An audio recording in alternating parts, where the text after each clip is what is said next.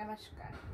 We will be doing today the 12 steps in creating the language rich environment. We had already learned first was the sticking on the wall.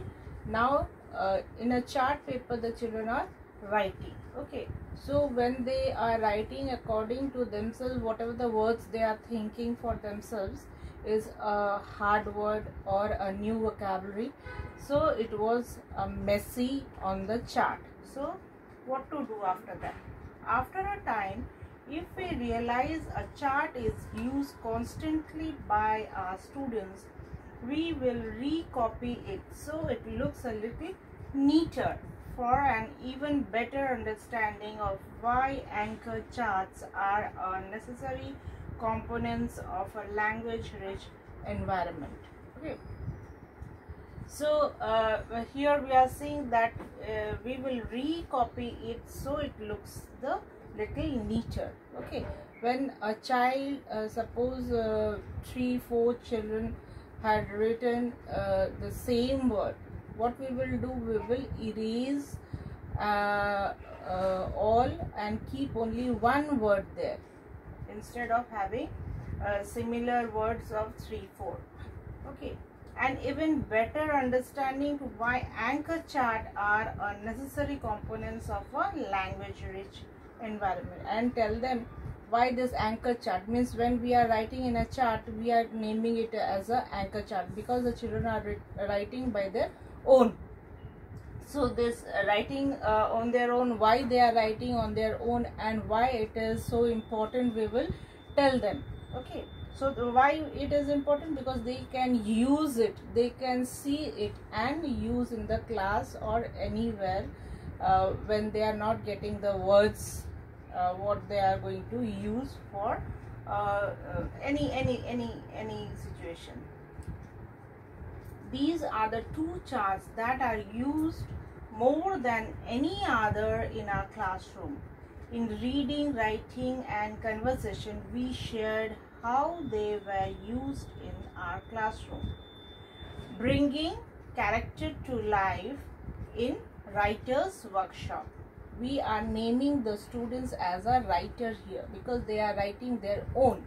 So it is their workshop, they are writing their own, that's why it is a workshop. Okay, and these type of charts are very useful that we will tell them. One is the stickboard chart, what we have learned earlier, and this is a next chart, what we are anchor chart, what we are saying here. Okay, and in our room we use it for reading, writing and conversation. As I told earlier also, when we are not getting the words, when we are not remembering the words, what we do, we see the chart and we use it as and when required. We are reading the words every day so that we can memorize it. Okay, we are writing these words, using these words for writing also and for conversation also. So these words will be very much familiar to the children. Now the fourth is create a diverse classroom library. Now we will be using library in our classroom. Okay, Common Core State standards call for a balance of fiction and non-fiction text. However, those genres can be present in many different forms. Means this standard thing is we have taken class 3 here, so we will be talking for that class only right now.